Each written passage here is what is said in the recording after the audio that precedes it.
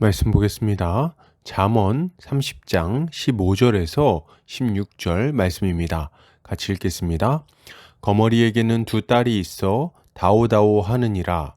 족한 줄을 알지 못하여 족하다 하지 아니하는 것 서넛이 있나니 곧 스올과 아이배지 못하는 태와 물로 채울 수 없는 땅과 족하다 하지 아니하는 불이니라. 아멘.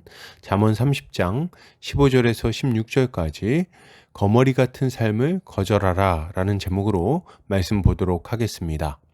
신자는 탐심을 멀리하고 자족하고 감사하는 삶을 살아가는 자입니다. 왜요?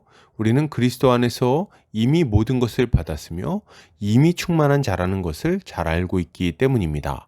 오늘 본문을 통해서 이에 대해 함께 살펴보도록 하겠습니다. 오늘 잠언 기자는 거머리에게는 두 딸이 있어 다오다오 하느니라. 족한 줄을 알지 못하여 족하다 하지 아니하는 것 서넛이 있나니 곧 스올과 아이배지 못하는 태와 물로 채울 수 없는 땅과 족하다 하지 아니하는 불이니라 라고 말합니다. 이것의 타번역본에서는 거머리에게는 두 딸이 있는데 주시오 주시오 하며 부르짖는다. 결코 만족하지 못하는 것이 세 가지 있으며 충분하다라고 하지 않는 것이 네 가지 있구나. 그것은 무덤, 잉태하지 못하는 태, 물이 차지 않는 땅, 그리고 결코 충분하다라고 하지 않는 불이다 라고 번역하고 있습니다. 본문은 다오다오와 족하다 하지 않다를 반복하면서 그 탐욕스러움을 강조하고 있습니다. 이것은 탐심이 우리의 삶을 얼마나 피폐하고 고통스럽게 만드는지를 교훈하는 동시에 신자는 자족하는 마음으로 감사의 삶을 살아야 한다는 것을 잘 교훈하는 말씀이라고 할 수 있겠습니다. 본문은 거머리에게는 두 딸이 있어 다오다오 하느니라. 족한 줄을 알지 못하여 족하다 하지 아니하는 것 서넛이 있나니 곧 스올과 아이배지 못하는 태와 물로 채울 수 없는 땅과 족하다 하지 아니하는 불이니라 라고 말합니다. 이때 족하는 혼이라는 단어인데 재물, 충분, 족함 등의 의미를 가지고 있습니다. 그리고 족하다는 사바라는 단어인데 만족하다, 포식하다 등의 의미를 가지고 있어요. 그리고 스올은 쉐올이라는 단어인데 죽은 자의 거처, 음부 등의 의미를 가지고 있습니다. 그러니까 정리해 보면 거머리에게는 두 딸이 있는데 주시오 주시오라고 한다. 족한 줄을 몰라서 만족할 줄 모르는 서너 가지가 있는데 그것은 음부와 아이배지 못하는 태와 물로 만족시킬 수 없는 땅과 족하다 하지 않는 불이다 라고 말하고 있는 것입니다. 먼저 생각해 볼 부분은 거머리에게 두 딸이 있는데 다오다오 한다는 부분입니다. 여기서 거머리는 탐심에 사로잡힌 자의 모습을 아주 잘 보여주고 있습니다. 거머리는 다른 동물의 피를 빨아먹고 살아갑니다. 거머리는 자신의 것을 나누어 주는 법이 없어요. 만족하는 법도 없습니다. 언제나 부족하다고 말하면서 다른 이들의 것을 탐내는 삶을 살아가는 것입니다. 이것이 탐심에 사로잡힌 사람들의 모습이라고 할 수 있는 거죠. 그러면 이렇게 탐심에 사로잡힌 자들의 삶은 어떤 특징을 가지고 있을까요? 본문은 이런 탐욕스러운 사람의 삶을 네 가지로 표현하고 있습니다. 첫째 모습은 스올입니다. 스올은 죽은 자의 거처나 음부를 말하는데 죽음을 상징하죠. 이것은 탐심에 사로잡힌 자 안에 어떠한 생명도 존재하지 않는다는 것을 보여줍니다. 탐심에 사로잡힌 자는 죽은 자입니다. 그는 하나님과 관계없는 자이고 하나님을 떠나 그리스도의 원수로 행하는 본질상 진노의 자녀인 거예요. 그 안에 생명이나 희락이나 기쁨과 같은 그 어떤 선한 것도 가지고 있지 않은 것입니다. 탐심에 사로잡힌 자의 두 번째 모습은 아이배지 못하는 태예요. 이것은 새 생명을 잉태할 수 없다는 것을 알려줍니다. 이 사람은 사람을 살려내지 못합니다. 사람에게 새로운 삶을 허락하지 못합니다. 죽을 위기에 있는 사람들에게 살 희망을 갖게 만들지도 못하는 거예요. 그는 도무지 생명을 잉태할 수 없는 무능한 자라고 할 수 있는 것입니다. 이 사람의 세 번째 모습은 물로 채울 수 없는 땅입니다. 이것은 물을 부어도 비옥해지지 않는 땅을 의미해요. 그러니까 늘 말라 있어서 나무가 제대로 자라지 못하는 사막과 같은 땅이라고 할 수 있는 거죠. 이곳에 심긴 나무는 열매를 맺지 못합니다. 이 땅에 심긴 곡식은 알곡을 맺지를 못해요. 이 땅은 어떤 선한 열매도 기대할 수 없는 아주 척박한 땅인 것입니다. 탐욕스러운 사람의 삶에는 어떤 선한 열매도 맺혀지지가 않습니다. 이 사람은 사랑의 열매도 없고 희락의 열매도 없고 화평의 열매도 없습니다. 이 사람은 하나님이 구하시는 열매를 맺지 못하는 빈곤한 삶을 살아가게 되는 거예요.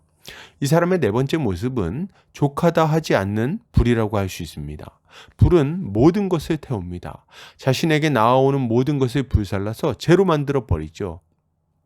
그리고도 만족하지를 못합니다. 이 사람은 자신의 건강과 물질과 시간을 다 불살라서 허무한 것으로 만들어 버립니다. 자신에게 주어진 모든 것들을 자신의 욕망을 위해 사용하다가 허무하게 없애버리고 잿더미만 남기는 거죠. 마치 도박꾼과 같은 모습입니다. 이런 삶의 모습은 한마디로 말하자면 하나님을 떠난 불신자의 삶이라고 할 수 있을 것입니다. 그들은 하나님의 생명에서 떠나 마귀의 다스림을 받으며 육신의 정욕을 쫓아 살아가기에 이런 허무하고도 고통스러운 삶을 살아가게 되는 거죠. 이것이 얼마나 힘든 인생이겠습니까? 그러나 신자는 다릅니다. 신자는 부족하다고 불평하거나 그것 때문에 낙심하는 삶을 살지 않습니다.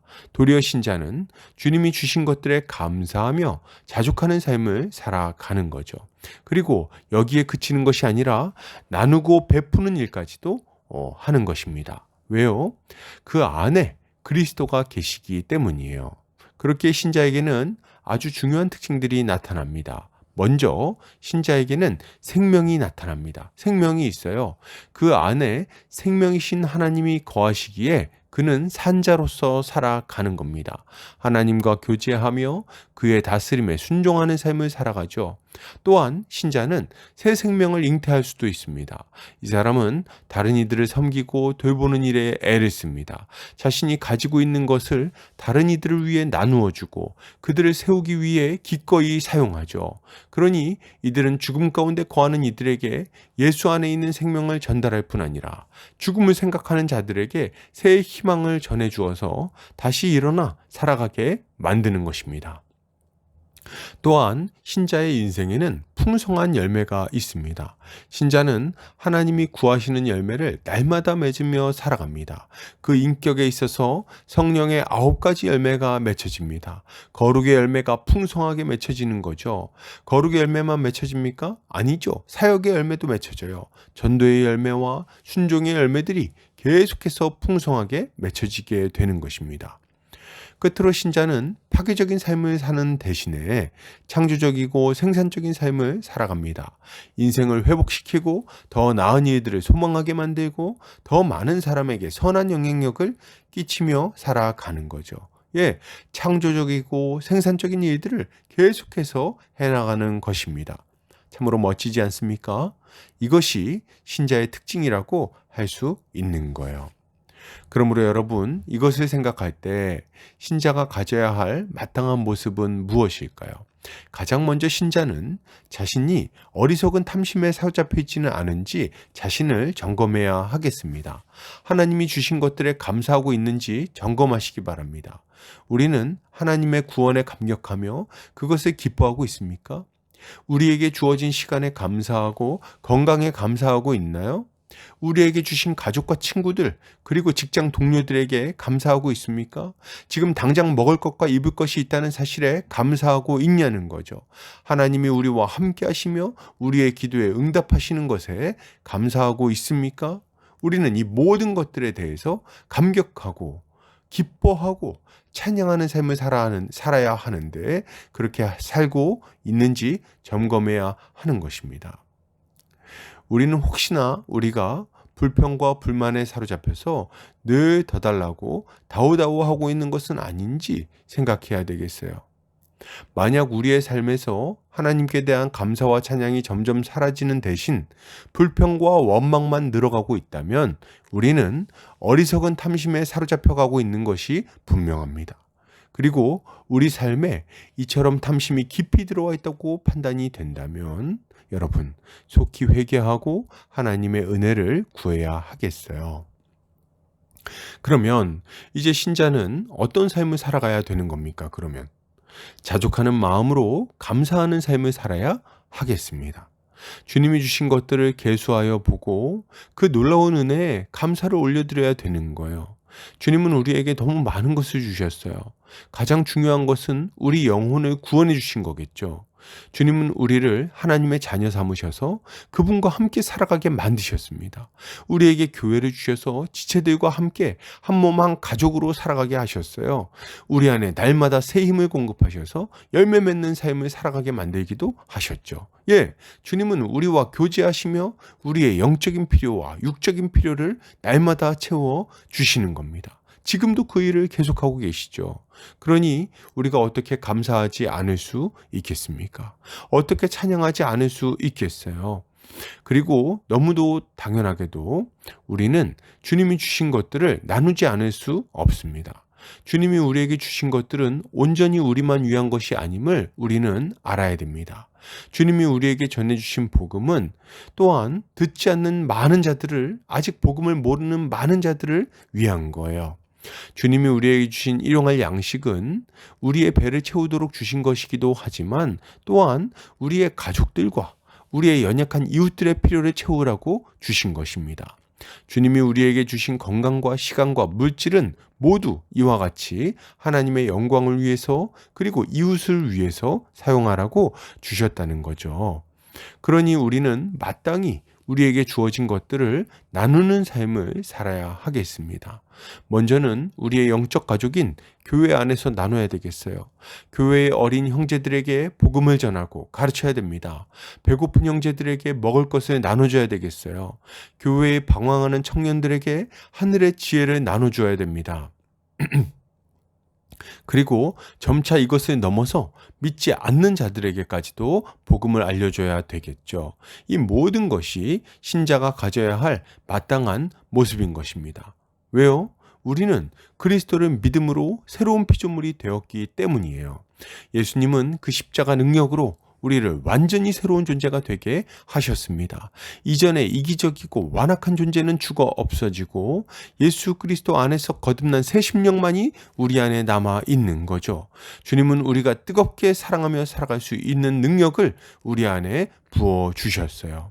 그러니 이제 자신을 위해 사는 것은 그만할 때가 되었습니다. 그런 삶은 이전에 주를 모르던 때에 살던 삶으로 충분해요.